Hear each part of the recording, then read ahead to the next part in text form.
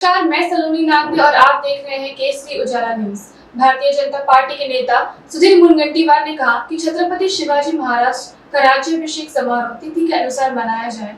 ये महाराष्ट्र के लाखों शिव भक्तों की इच्छा थी और इसीलिए अब राज्य शासन ने निर्णय लिया है कि छत्रपति शिवाजी महाराज का राज्याभिषेक समारोह तिथि के अनुसार अब आगे मनाया जाएगा। उन्होंने और भी क्या कहा, आइए जानते हैं। आता दरवर्षी शासकीय सन्मानाने साजरा करण्याचा निर्णय हा तिथीनुसार करण्याच्या दृष्टीने शिवभक्तांची महाराष्ट्रातल्या मागणी होती आणि त्याच दिवशी छत्रपती शिवाजी महाराजांनी नवीन शक सुरू केलं। आपल्या धर्मामध्ये अनेकदा तिथीप्रमाणे आपण कार्यक्रम करतो, उत्सव करतो। ज्यांच्यासाठी तुष्टीकरणासाठी हा विषय उचलला जातोय, कारण आपल्या मतदारसंघात एक विशिष्ट लोक असल्याने त्यांचं तुष्टीकरण करण्यासाठी विषय उचलला जातोय। त्यांचेही उत्सव हे तिथीनुसारच होतात।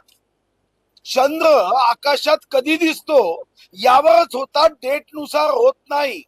आणि म्हणून आपल्याला छत्रपती शिवाजी महाराजांचा जन्मोत्सव जयंती ही जरी तारखेनुसार राज्य सरकारने करण्याचा निर्णय केला असेल तरी राज्याभिषेक मात्र तिथीनुसार करावा ही तमाम शिवभक्तांची मागणी होती। आणि त्यानुसार नवीन शक छत्रपतींनी त्या दिवसापासून सुरू केलं।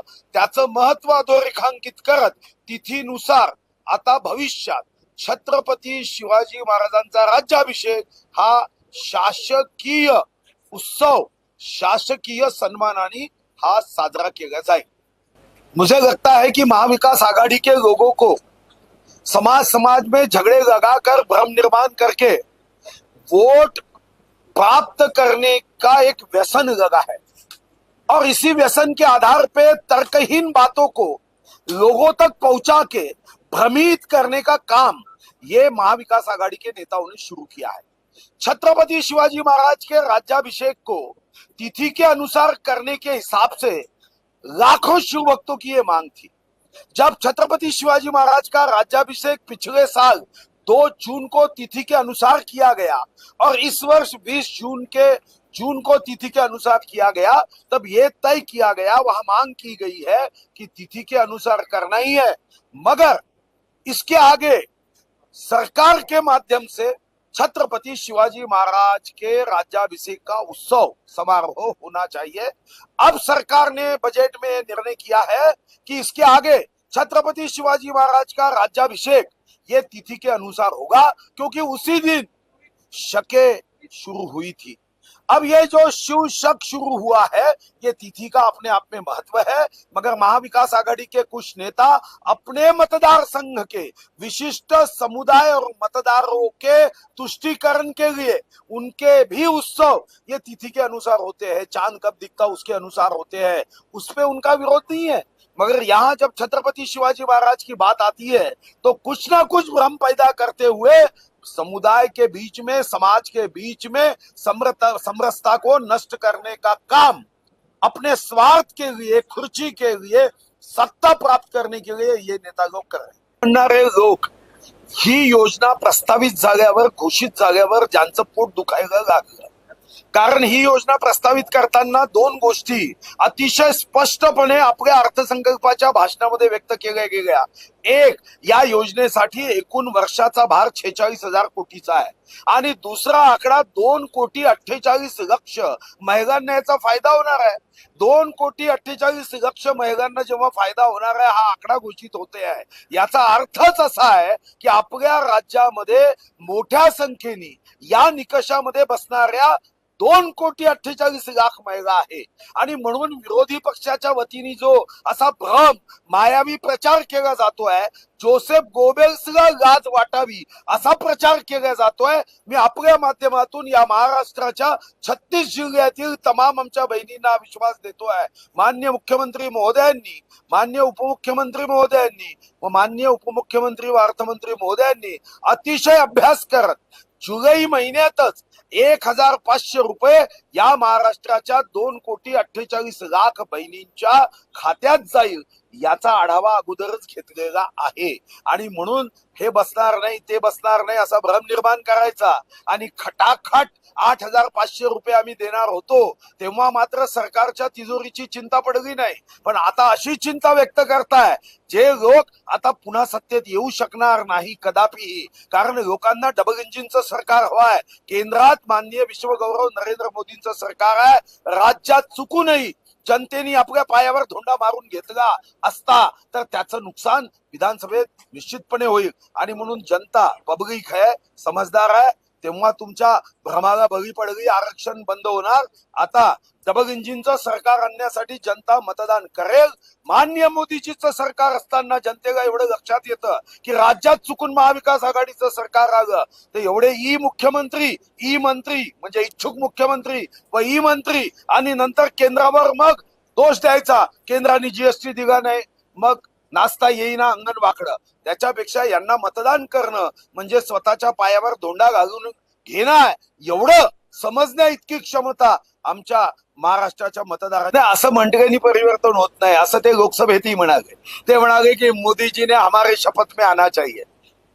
मोदीजींच्या शपथ ग्रहण समारोहात यांना तोंड दाखवायला जागा नाही राहिली. हे असंच म्हणायचे आता मोदीजीचा निरोप समारंभ, मोदीजीचा निरोप समारंभ. मोदीजी पुन्हा प्रधानमंत्री झाले. काँग्रेसच्या 15 वर्षाच्या एकूण जागांपेक्षा भारतीय जनता पार्टीच्या 240 जागा आहे. सारे इंडियाला 36-38 पक्ष एकीकडे फक्त एक अकेला मोदीजी 240 जागा जिंकल्या. सारे 36-38 पक्षांच्या जागा एकत्र आणून सुद्धा ते 240 जागा हे पर्यंत पोहोचू शकले नाही आणि तिथेही निरोप समारंभ द्यायला निघाले. पण यांना रस्त्यावर सुद्धा निरोप द्यायला एक सुरक्षा गार्ड सुद्धा नव्हता. ही त्यांची अवस्था आहे. आताही ते अहंकाराने म्हणताय निरोप समारंभ देऊ. मी तुम्हाला हमखास सांगतो जे केंद्रात झालं ते राज्यात. याचा अर्थ एवढाच आहे की जेव्हा आपल्याला आर्थिक तुलनेवर बोलता येत नाही, जेव्हा आकड्यांच्या आधारावर तर्कसंगत मनोगत व्यक्त करता येत नाही, तर्कसंगत जनतेला सांगता येत नाही, तेव्हा चद्दर लगी फटणे अशा सारख्या वाक्याचा उपयोग करावा लागतो.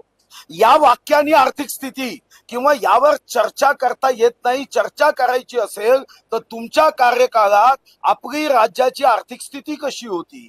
आज 40.44 लक्ष कोटीचा जीएसडीपी महाराष्ट्राचा आहे. महाराष्ट्र वेगाने आर्थिक शक्तिशाली राज्य होते आहे. या महाराष्ट्र जेव्हा शक्तिशाली राज्य होते आहे तेव्हा आकड्यांनी बघा सांगता येत नाही. मग असे आकडे वापरायचे. योजना कशा होईल, अरे योजना कशा होईल म्हणजे अरे 7th पे कमिशन देतो आम्ही, एका वर्षात 44,000 कोटीचा भार उचलण्याची जर क्षमता आहे तर 2,48,00,000 आमच्या बहिणीसाठी आम्ही काय 46,000 कोटी देऊ शकत नाही. आणि म्हणून आकड्यावर चर्चा करायची नाही. पहिल्यांदा खोटा नरेटिव्ह सेट केला, भ्रम निर्माण केला की आम्ही दरडोई उत्पन्नात मागे येतोय. 1 मे 1960 पासून 2013 पर्यंत तुमचं राज्य होतं ना, तुमचं दरडोई उत्पन्न 1,25,000 होतं. आम्ही 10 वर्षामध्ये 2,77,000 रुपयापर्यंत केलं, म्हणजे 1,52,000 ची वाढ झाली. 5 वर्षामध्ये आमचा जेवढा जीएसडीपी वाढतो तेवढा राजस्थानच्या जन्मापासून आजपर्यंत वाढत नाही. ही महाराष्ट्राची शक्ती आहे. पण महाराष्ट्राचा अवमान करायचा. आई बहिणींना आम्ही एखादी योजना दिली तर 2,48,00,000 महिलांचा अवमान करायचा. शेतकऱ्यांना 14,700 कोटी रुपयाची वीज सवलत दिली तर यांना करंट लागतो. 10 लक्ष तरुणांसाठी 10,000 कोटीची योजना केली, 10,000 रुपये प्रत्येकी दिले की यांना मात्र मग कसं तरी कासावीस व्हायला सुरुवात होतं. हे आकड्यावर जेव्हा बोलू शकत नाही तेव्हा चद्दर लगी फटणे, यांचा मतदारसंघ लगे फटणे आणि तिकिटा लगी बटणे अशा पद्धतीची वाक्य वापरावी. त्याच्याकडून चांगल्या शब्दाची अपेक्षा करू शकता का?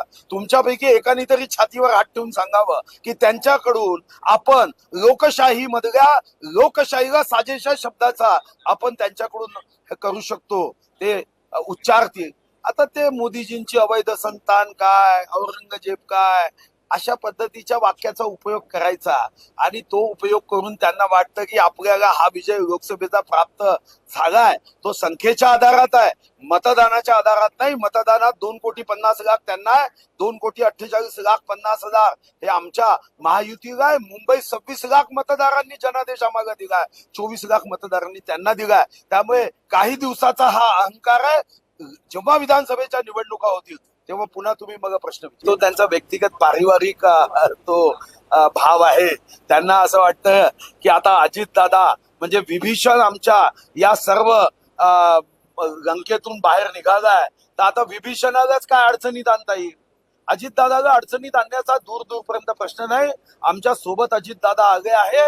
अजितदादांनी माननीय मुख्यमंत्री व माननीय देवेंद्रजीच्या सहकार्याने उत्तम अर्थसंकल्प सादर केलाय आणि वक्तव्य करून भारतीय जनता पार्टीच्या कार्यकर्त्यांमध्ये अशा पद्धतीचं वातावरण आहे असं सांगण्याचा ते प्रयत्न करतात. आणि मग एखादा भाजपचा कार्यकर्ता अजितदादांच्या बद्दल एखादं वाक्य वापरलं असेल तर राईचा नाही, राईच्या फोटोचा पर्वत कसा करायचा याचा हा एक असफल प्रयत्न आहे. पण अशा सुपीक समजणाऱ्या नापीक आयडियांना कोणी बळी पडणार नाही. कधी कधी तांत्रिक अडचणी असतात. तुम्हालाही माहिती आहे की विधानसभाचा अध्यक्ष यांनी राजीनामा दिल्यानंतर 1.5 वर्ष विधानसभेचा अध्यक्ष नियुक्त झाला. कधी कधी काही कायदेशीर तांत्रिक काही अडचणी असतात, पण काम थांबत नाही. जेव्हा सभापती नसतील तेव्हा उपसभापतींना सभापतीचा आपण अधिकार देतो. आणि तो मागेही तुम्ही महाविकास आघाडी 1.5 वर्ष बघितलाच होता की अध्यक्ष नव्हते म्हणून कामकाज थांबलं का, उपाध्यक्ष महोदयांना अधिकार दिला. आणि मग हे तांत्रिक कारण आहे. या तांत्रिक कारणावरूनही राजकारण करण्याचं कोण्या महाविकास आघाडीने